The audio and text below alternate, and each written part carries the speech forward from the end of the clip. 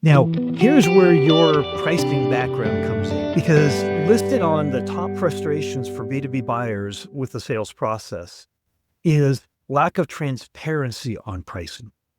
You got to dig and so customized and complex that they feel like they have to go through numbers of different rounds and in meetings just to get to a price. You've got a PhD in pricing. I would just love to hear your perspectives on transparency, trusted partner, taking in the voice of the customer. How does that all weave together in a pricing strategy that we need to put together?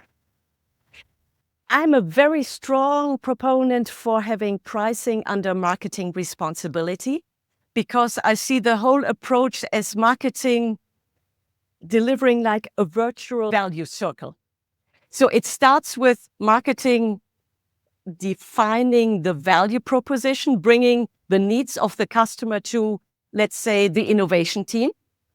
Then value is created in a product or in a service, but that value needs to be communicated, which is, again, marketing material, marketing activities, podcasts, webinars, whatever it is.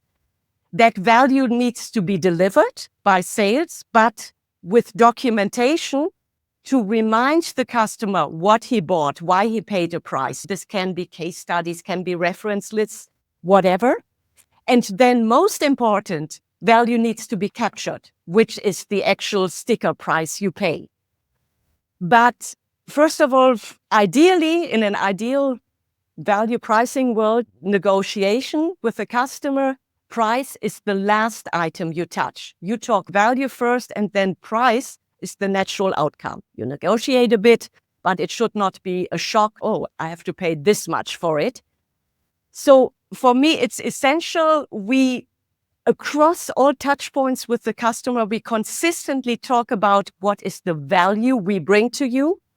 Also highlight services, values that we don't price at all. Like in our case, customers can call anytime saying, I have an issue. The crane rail is coming loose. Can I send you a picture? Can you give me advice? Our sales guys do that. They don't send an invoice for that because we work with the customer on a long-term basis. And also, in this case, we do value pricing. To do effective value pricing, again, it starts with the customer. What are the value attributes in a product or service a customer really perceives as value adding to their business? These are the ones you use as arguments why you have a certain price point, because your product performs in this way, has a longer warranty, a longer lifetime, whatever it is for that customer. So you highlight that. In terms of the core, let's talk product you bring. You have arguments for why quality is so high, it has a price. But in the pricing discussion, you always, besides the core product, you talk about the augmented product, which is the sales team we have, the R&D team we have, the expertise we have that we give to the customer as part of the package price he pays. So I find it very important for customers to not just be sold a product, but to understand what he gets for it. Then he can make a decision. Is he looking for lowest price? Maybe then this is not the best partnership. Is he looking for value for money? Yes, then this is something we can work together and come together in terms of also of customer lifetime value.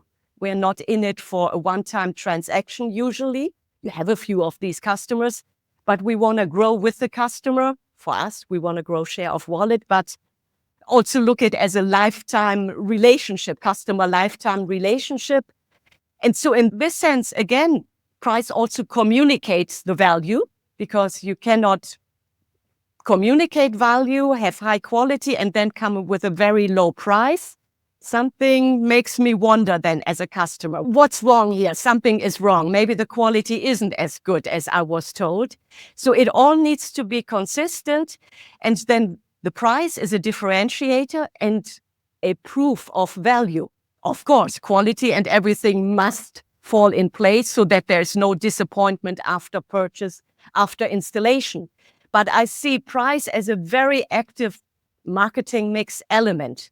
that needs to be embedded in all the other ways of communication and go-to-market strategies that we have.